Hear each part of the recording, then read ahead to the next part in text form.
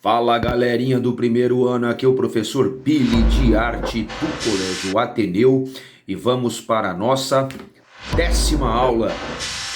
Pessoal, aí no caderno 1, tá? Página 25. Continuação aí, tá? O olhar digital. Você já observou presencialmente uma tela pintada à mão? Provavelmente sim, né? Observar presencialmente uma obra de arte é diferente de vê-la em uma tela de computador ou celular. Tá? Bem diferente. Pois é possível percebê-la no espaço, no local onde ela está. Observar seus relevos, as pinceladas, quer dizer, dá para ver ali o alto relevo das tintas na tela. E dá para perceber como que o artista realmente fez aquilo, né? A gente sente a presença do artista ali, fazendo aquilo ali, né? Muito interessante. Ao mesmo tempo, a disponibilidade virtual de acervos de museus de diferentes países torna esses espaços mais democráticos, garantindo a integração de qualquer indivíduo no mundo que tenha acesso à internet em um computador ou em um celular. É lógico, né? Você está em casa, você pode visitar um museu de qualquer mundo, de qualquer lugar do mundo, né? Cada vez mais os museus têm trabalhado para se adaptarem às mudanças sociais vindas com os avanços tecnológicos. Para isso, têm digitalizado e disponibilizado seus acervos na internet por meio de interfaces, aplicativos e ferramentas que mediam a relação entre público e obra. Tá? A pintura a óleo Ronda Noturna, de 1642, foi feita por Rembrandt, Arneson van Rijn, famoso Rembrandt, e está exposta no Museu Kunstmuseum, na Holanda. A época em que a fotografia ao lado foi divulgada, o fato de os jovens estarem utilizando seus celulares ao invés de observando a exposição gerou debates. Aqui a gente pode ver a imagem, né, dos jovens todos nos celulares aqui, enquanto a obra está bem ali na frente deles, né? Gente, é impressionante a diferença de você ver ali a obra ao vivo, tá? Bem de pertinho, e ver pelo celular. A mesma coisa você vê quando você vai viajar, vai para uma praia, você sente quando você pisa na areia, quando você sente a força da água, o cheiro, né? Quando você vê a cor ali da água, quando você sente ali o clima daquele momento ali, da praia, é totalmente diferente do que você vê pela televisão, sei lá, um apresentador viajando, mostrando o local, é totalmente diferente de você ver foto de uma praia e estar nesta praia. Às vezes isso cria uma expectativa e chega lá é outra coisa, você não gosta da praia, ou às vezes você acha que é uma praia bobinha e tal, que não tem nada a ver, mas quando você chega lá é algo totalmente espetacular, diferente do que está nas imagens, na foto ou nos vídeos. Arte e pixels. Na linguagem visual, o ponto é o menor elemento de uma imagem. Tá? Em uma imagem digital, o pixel é o menor elemento. Tá? O que é uma linha? Uma linha é uma sequência de pontos. A mesma coisa na imagem no computador. Tá? Só que aí se chama pixel. Para formar uma imagem, um vídeo, um texto ou qualquer coisa visível em uma tela de computador, diversos pixels são combinados e organizados. É que vocês são muito jovens, mas na minha época tinha aquela televisão quadradona, né? Que eu chamava de televisão de tubo. E de longe não dava para ver, mas quando você chegava bem pertinho, dava para ver uns pinguinhos coloridinhos, né, que formavam a imagem, né? Isso aí no caso é o pixel de hoje. O termo pixel foi usado pela primeira vez em 1965, lembrando que a TV surgiu em 1950, por aí, tá? Em um artigo escrito pelo engenheiro estadunidense, que é dos Estados Unidos, Fred C. Billingsley, que nasceu em 1921 e faleceu em 2002. O pixel são como blocos de construção de uma imagem digital, tá? Criados com base em coordenadas digitais. A resolução de um monitor, a medida em pixels, a resolução de um monitor é medida em pixels, tá? Uma tela com resolução de 1200 a 668 pixels é capaz de exibir no máximo 983.040 pixels. Só para vocês terem uma ideia da quantidade, né? Aí a gente vê um personagem criado em pixel art, né? Nos formatos 2D, no caso bidimensional, altura e largura, e 3D, com altura, largura e profundidade, tá bom? Bom, a cor digital. Já o bit, tá? O bit é a menor unidade de informação presente em um pixel, tá? Um bit pode assumir apenas dois valores, 1 ou 0. A maioria das imagens digitais tem 8 bits por pixels. 8 bits. O que significa que cada pixel pode carregar 256 cores diferentes. No sistema de cores, chamado RGB atualmente, né, existem 3 cores. Existem 3 canais de cores, que hoje é consideradas as cores primárias. Antigamente as cores primárias eram vermelho, azul e amarelo. Hoje não. Hoje não. Hoje as cores primárias é um vermelho, um verde e um azul. Tá? Essas 3 cores é que formam todas as outras demais cores. Nesse caso tem 256 cores em cada pixel. Assim, um sistema de 8 bits de cores, tem na verdade 24 bits de armazenamento por pixel. Olha que loucura. Que apresentam cerca de 16 milhões de cores. No entanto, uma cor única, um gradiente neutro, por exemplo, pode ter apenas 256 valores diferentes, sendo esse o limite de cores desse sistema. O sistema de 16 bits, tá, tem uma configuração de 48 bits por pixels, que, considerando o gradiente neutro, significam 65.536 cores. É muita cor, é muita variação de cor, né? Bom, a pixel art, tá? Que é a arte através de pixels, tem origem na produção de videogames das décadas de 1980 e 1990. E eu curti essa época, hein? Inicialmente, os artistas que trabalhavam com ela criavam jogos. Mais tarde, passou a ser uma linguagem artística independente. Olha como a arte caminha com a evolução tecnológica, né?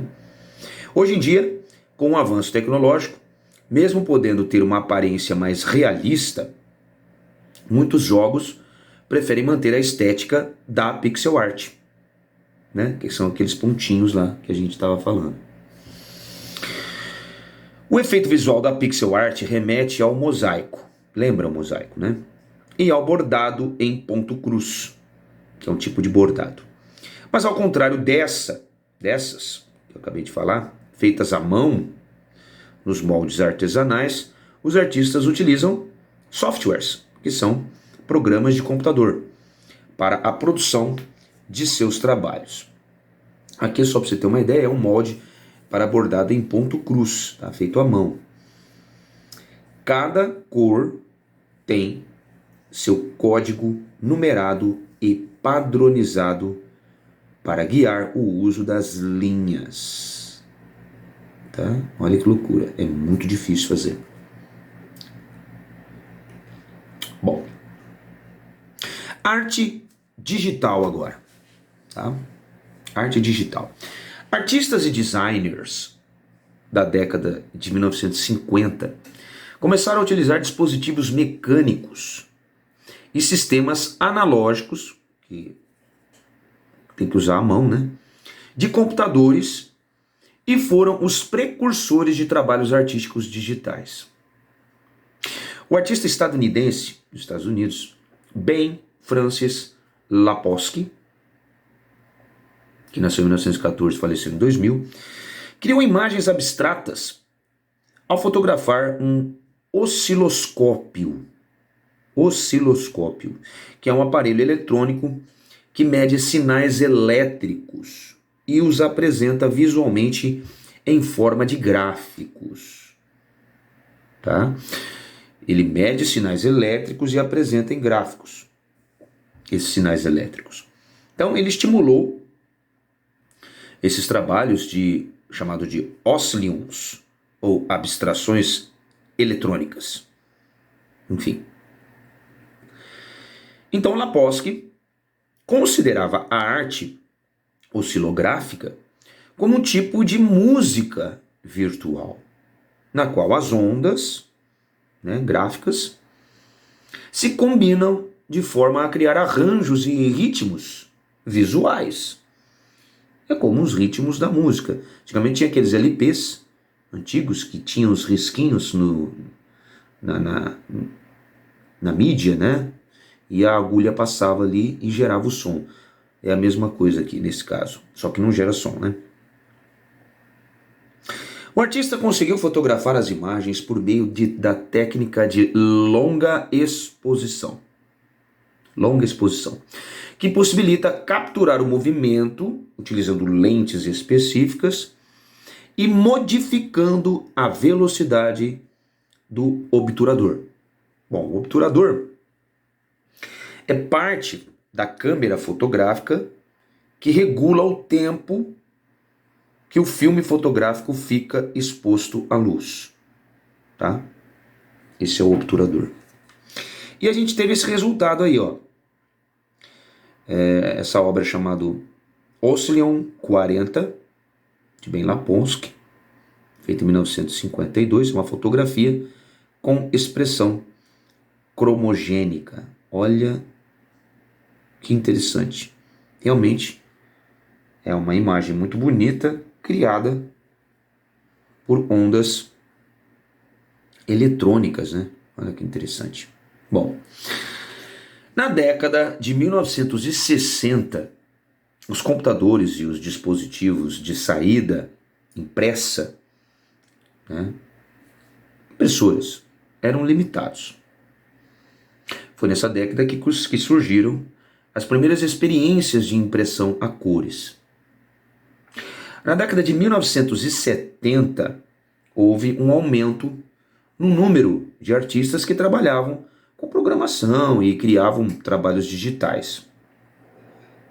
Grandes empresas de tecnologia também surgiram no fim dessa década. As escolas também de computação. Na década de 80, foram desenvolvidos os computadores pessoais e as impressoras a jato, com cores, com resoluções que foram aprimoradas nas décadas seguintes. Bom, o termo arte digital foi usado nessa década de 80, pela primeira vez, para uma obra produzida por uma máquina robótica chamada Aaron, que era capaz de fazer pinturas coloridas em grandes folhas de papel.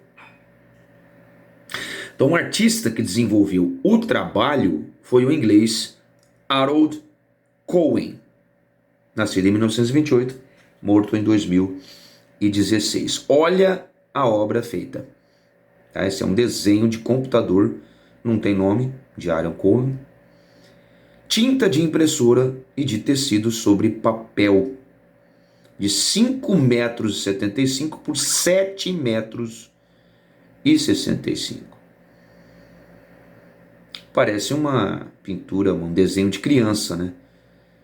Abstrato. Mas foi uma das primeiras artes digitais, tá?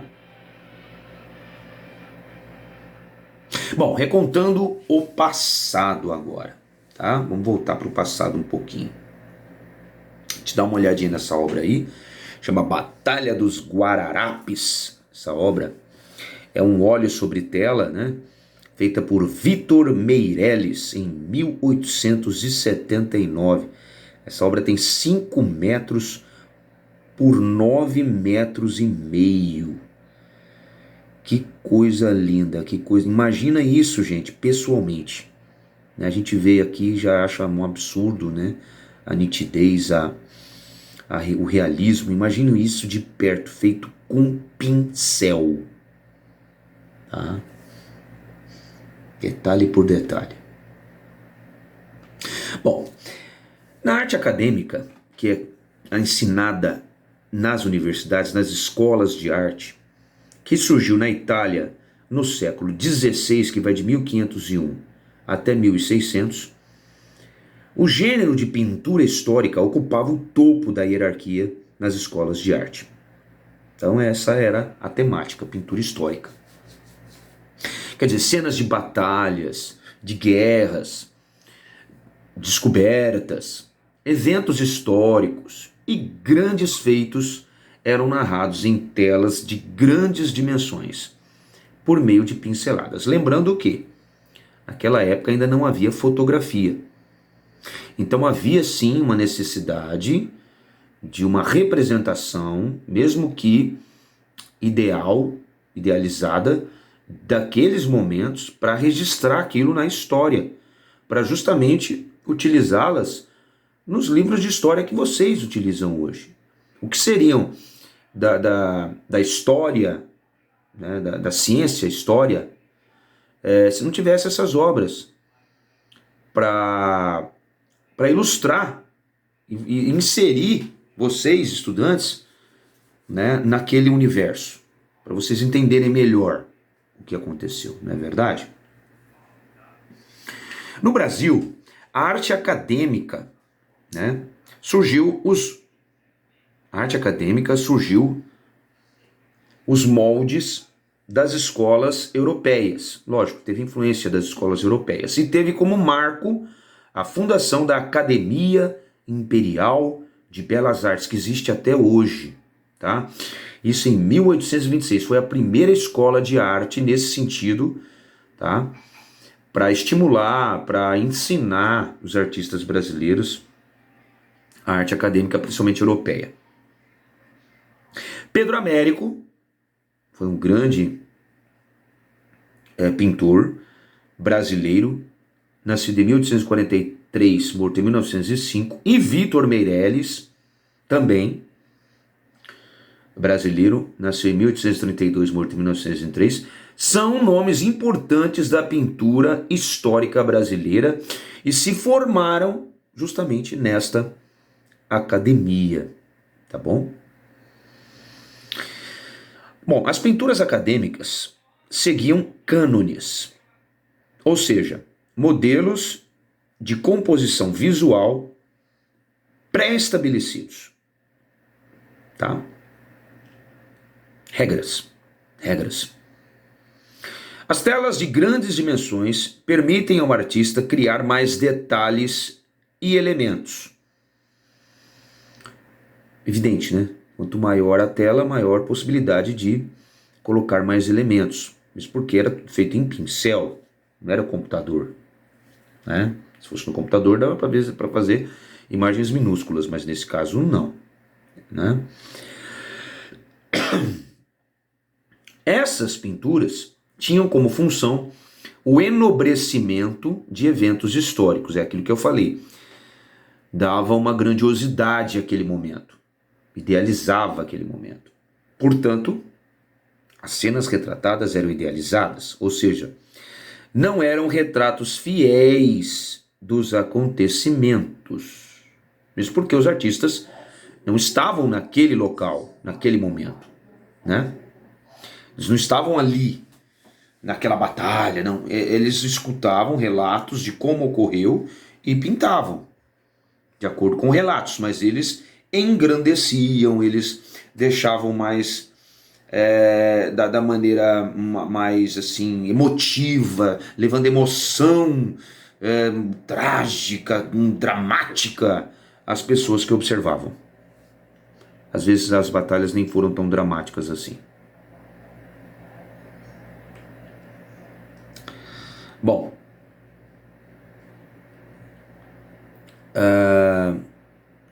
vamos falar um pouquinho de cinema agora. A história e o cinema. Bom, a pintura foi por muito tempo uma das principais linguagens usadas para narrar as histórias do mundo, tá? Como eu havia falado. No século XX, que vai de 1901 ao ano 2000, com o advento da fotografia e do cinema, surgiram novas percepções sobre a imagem. As primeiras sensações cinematográficas geraram grande comoção nas plateias. Eles ficaram impressionados. Imagina, como é que pode captar aquele momento ali e jogar num vídeo, numa tela? Os efeitos da imagem em movimento no início do século XX eram impressionantes para a época, mesmo que seja um pequeno trecho, mas já era impressionante. Desde então, a história tem sido recontada no cinema de diversas formas. Os filmes criaram novas narrativas acerca das histórias oficiais, gerando uma nova camada de percepção sobre determinado tempo ou evento. Na década de 1890, os irmãos franceses Auguste Marie-Louis e Nicolas Lumière, aliás, o nome dele completo é Auguste Marie-Louis Nicolas Lumière, nascido em 1862, morto em 1954, e o seu irmão Louis Jean Lumière, nascido em 1864, morto em 1948. Foram os pioneiros, os primeiros, da indústria cinematográfica. O cinema se estabeleceu como linguagem audiovisual, como parte importante da cultura e também da economia. Claro, né? Gerou muita grana. Os gêneros cinematográficos que narram eventos do passado são os documentários, os filmes históricos, os filmes épicos e as ficções de época. Os filmes que falam de tempos futuros se encaixam nas categorias de ficção científica. Elementos como o cenário, figurinos e os objetos de cena são importantes para a criação de uma reconstituição da época. Lógico, né? E são produzidos pela equipe de direção de arte. Equipes de direção de arte são responsáveis por isso. Os efeitos especiais, especialmente os criados por meio de softwares, que são programas de computador, passam a ter grande importância em produções audiovisuais, principalmente nas últimas décadas. A gente pode ver aqui uma produção nacional, cartaz do filme O Tempo e o Vento, com direção de Jaime Monjardim, feito em 2013. Bom, o filme, no caso, O Tempo e o Vento, é um longa-metragem. Longa-metragem é um filme grande, tá? Não um documentário, um curta-metragem que é, no caso, 30 minutos, enfim, é um curta-metragem. Lá um filme é 1h30, 2 horas. Baseado em uma trilogia literária do mesmo nome do escritor gaúcho Érico Veríssimo. Então é baseado num livro de Érico Veríssimo com o mesmo nome, chamado O Tempo e o Vento. Na história, é relatada a disputa que durou 3 séculos, 300 anos, entre duas famílias inimigas. A história se passa na cidade de Santa Fé e remonta à formação do estado do Rio Grande do Sul, onde espanhóis e portugueses disputaram territórios. Bom, agora vamos falar sobre os gêneros cinematográficos, tá? A produção cinematográfica pode ser classificada de acordo com as suas características. Os estilos realista, clássico e formalista classificam grande parte das produções audiovisuais, tá? Então, por exemplo, o realismo. Bom, os filmes realistas têm como objetivo representar o mundo como ele é. O desenvolvimento tecnológico com o advento de câmeras portáteis e de telefones celulares transformou profundamente essas produções. O documentário, no caso, é o gênero de produção cinematográfica que mais se firmou como realista. Então, podemos colocar o documentário como uma produção do realismo. Nesse gênero, o uso de atores se justifica em reconstituições de cenas de eventos não ficcionais, quer dizer, não inventados. Os efeitos especiais podem ser usados, mas não para criar uma história fictícia, tá? Uma história que não existe, mas sim dentro de uma realidade que aconteceu. Por exemplo, o documentário Lixo Extraordinário, lançado em 2011 e dirigido pela inglesa Lucy Walker, nascida em 1970. Registra o processo criativo do artista visual brasileiro Vicky Muniz, nascido em 1961. Enquanto criava uma série de fotografias em parceria com os catadores de lixo do aterro sanitário Jardim Gramacho, no Rio de Janeiro. Tá? Ele criava essa imagem aqui, ó, dessa pessoa aqui, segurando esse papel aqui, é criada por lixos aglomerados, entulhos aglomerados.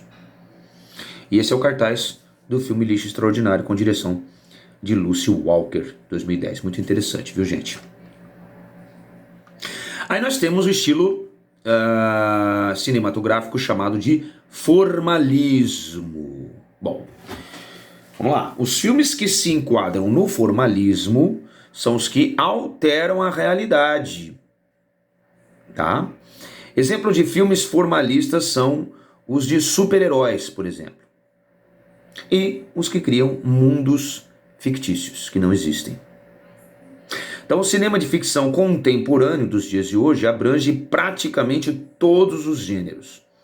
No caso, drama, comédia, ação, suspense, aventura e etc.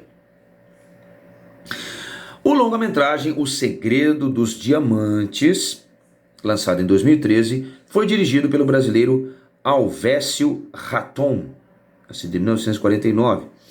É uma história de suspense. Foi gravado em cidades históricas de Minas Gerais e se passa em torno da solução de um enigma e um mapa do tesouro. Tá aí a foto do cartaz do filme O Segredo dos Diamantes, que é uma dica interessante nacional, um filme nacional para vocês assistirem, tá bom? Então, coisas inventadas é o formalismo. Filmes inventados, criados, fictícios. Já o clássico, no caso, cinema clássico, tem características realistas e também formalistas. Em geral, está associada a filmes dramáticos. Normalmente, os filmes clássicos têm como foco histórias sobre as relações entre pessoas.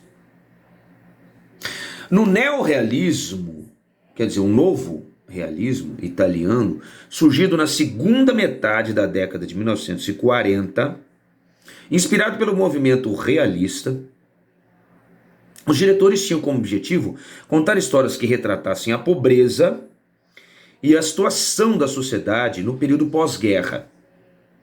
Muitas vezes eram contratadas pessoas sem formação como atores para os papéis secundários e os chamados de coadjuvantes. O filme, por exemplo, Ladrões de Bicicleta, lançado em 1948, e com direção de Vittorio De Sica, nascido em 1901, morto em 1974, ganhou o Oscar honorário. Essa é a cena do filme Ladrões de Bicicleta, com direção de Vittorio De Sica, em 1948. Bom, então vamos lá, vamos para as características, relembrando aí. O realismo tem a presença de atores amadores, utiliza iluminação natural, não usa efeitos especiais e é filmado em locais reais. Já o clássico tem a presença de atores profissionais, iluminação pontual para criar clima e situação, e situar o ambiente, colocar o espectador no ambiente daquele local que aconteceu. Pode ou não usar efeitos especiais, pode ou não, e filmado em estúdios ou locais reais. Tá? Então é meio híbrido.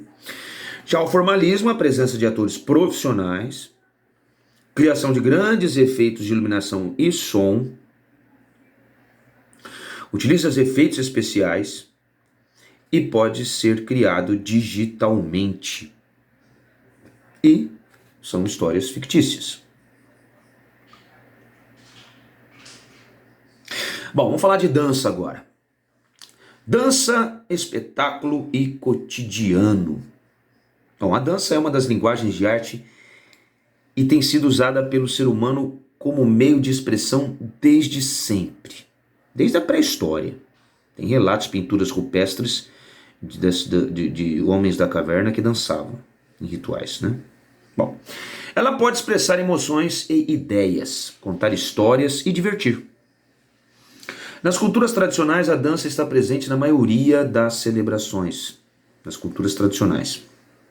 Por exemplo, na Europa, durante o absolutismo, as danças populares passaram a integrar as festas cortesãs. Nesse período, as danças foram sistematizadas e, com o tempo, foram criados os espetáculos, como os de balé. O balé de máscaras, por exemplo, é um evento assim de grande proporção, é um exemplo de festa cortesã. Se desenvolveu na Inglaterra entre os séculos XV, vai de 1401 a 1500, e XVI, que vai até 1600, durante as dinastias Tudor e Stuart. As roupas usadas pelos participantes eram pesadas. Os sapatos tinham saltos pequenos. E o uso de máscaras era obrigatório. O famoso baile de máscaras. Até hoje tem em alguns lugares.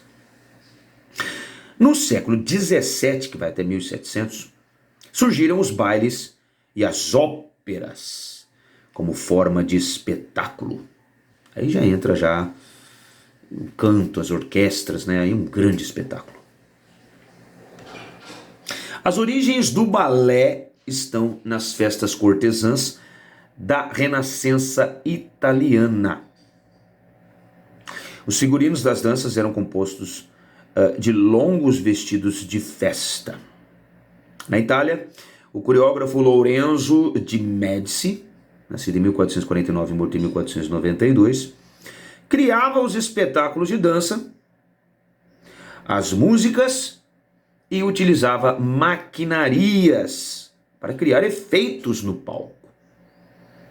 Olha só, uma engrenagem lá para criar o cenário, né? Em 1581, na corte de Catherine de Médici, a rainha da França, apresentou-se o ballet comique de la Reine é considerado o primeiro espetáculo de balé registrado e a apresentação integrou poesia, música, dança e desenho. Imagina só. O evento fez parte da festa de casamento da irmã da rainha e durou 5 horas e meia esse espetáculo. Chamou-se de Ballet de Corps. Aí está uma representação de um balé para Henrique III e sua corte. Na galeria, hoje está essa representação na galeria do Louvre, tá? Um dos maiores museus do mundo, na cidade de Paris. Essa representação é de Jacques Patin, feita em 1582, é uma gravura, no caso em metal. Olha só, impressionante, né? No século XVIII, que vai de 1701 a 1800, o balé ganhou nova nuance expressiva e novas formas por conta da atuação do mestre de balé francês Jean-Georges Noverre, nascido em 1727, morto em 1810. O que o Jean-Georges fez? Ele introduziu o balé d'action, que demandava mais expressão e dramaticidade dos bailarinos e criava relações entre os personagens. Que o balé ele não tinha expressão facial, os bailarinos não... Aí ele já criou essa expressão facial, né? É considerado o surgimento da narrativa no balé, tá? Que, posteriormente, definiu essa modalidade de dança. No século XIX, em 1801 a 1900, olha só a sequência. Os profissionais do balé foram influenciados pelas ideias do romantismo literário. Havia um movimento literário chamado romantismo e o balé foi influenciado por isso. Diversos novos efeitos de palco foram desenvolvidos, como os efeitos de voos, os saltos e os alçapões. Tá? Olha só, isso aí foi uma novidade no balé. O que resultou em maior protagonismo das bailarinas. Foi nesse período que dançar nas pontas dos pés se tornou norma para a bailarina. Bom, o balé clássico foi desenvolvido principalmente pelas escolas de dança russas. Saiu da Itália e foi para a Rússia. O estilo russo buscou o aprimoramento técnico dos bailarinos e integrou aos espetáculos roupas e cenários elaborados, com o objetivo de contar histórias dramáticas. Aí veio realmente o espetáculo cênico dentro do balé. Tá? Bom, vamos falar sobre o balé agora no Brasil. Aí a gente vê a imagem do Teatro Municipal e do Museu Nacional de Belas Artes, no Rio de Janeiro. Essa foto é de 1920. Olha só que coisa, né? Muito bonito. Existem até hoje esses teatros, esse museu, tá? As danças das cortes europeias chegaram no Brasil com a vinda da família real portuguesa, isso em 1808. O primeiro espetáculo de dança aconteceu em 1813, no Real Teatro de São João, no Rio de Janeiro. Foi coreografado por Louis Lacombe, nasceu em 1786, morto em 1833, que veio da Europa e foi o pioneiro em lecionar dança no Brasil, especificamente no Rio de Janeiro. A bailarina russa Maria Olenewa, nascida em 1896, morta em 1965, fundou em 1927, a primeira escola de dança do Brasil. Bom, o Teatro Municipal do Rio de Janeiro, que a gente viu lá na foto, inaugurado em 1909, oficializou a criação da escola apenas em 1934. A primeira temporada da companhia ocorreu no ano de 1939.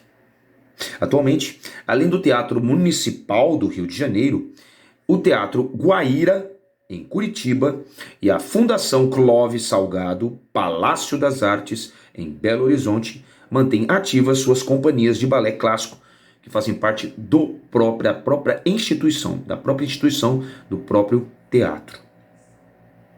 Outras companhias, como o Balé da Cidade de São Paulo e o Balé do Teatro Castro Alves, na Bahia, passaram a integrar coreografias de dança moderna. Bom, falando em dança moderna, vamos falar sobre dança moderna. O termo dança moderna surgiu no final do século XIX, até 1900, e é usado para nomear uma tendência de dança teatral que se desenvolveu durante todo o século XX, até o ano 2000. Foi criado por dançarinos e coreógrafos que se contrapunham às regras rígidas do balé clássico. Eles não queriam mais aquelas regras. Então a dança moderna tem características próprias, como a valorização da criatividade individual e da expressividade, chegando quase a um balé contemporâneo. Mas ainda mantinham algumas características do balé clássico. Já o balé contemporâneo não, né? Totalmente instintivo. O movimento foi marcado pelo trabalho de grandes coreógrafas, como a estadunidense Isadora Duncan, nascida em 1877, morta em 1927, e Martha Graham, nascida em 1894, morta em 1991. A dança moderna teve influência do balé clássico. Atenção, ela teve influência do balé clássico e do jazz, que é outro tipo de dança. As coreografias eram criadas com base em pesquisas de movimentos que tinham origem em fontes de gestualidade, além das danças eruditas da dança erudita, que é a dança clássica, a dança acadêmica. No início do século XX, vai até do ano 2000, o professor dançarino, coreógrafo, musicólogo, estudioso em música e pesquisador húngaro Rudolf Laban, nascido em 1879, morto em 1958, sistematizou a dança moderna e elaborou o que chamou de fatores do movimento, quer dizer, o tempo, o espaço, a fluência e o peso. Então ele meio que conseguiu colocar no papel, escreveu a dança. Como tem as partituras que escrevem a música, Laban conseguiu colocar no papel a dança. Então Laban foi considerado o pai da dança moderna europeia, por ter integrado as artes cênicas e as ciências. Com base nos fatores do movimento, criou um sistema de notação, como eu falei, coreográfica.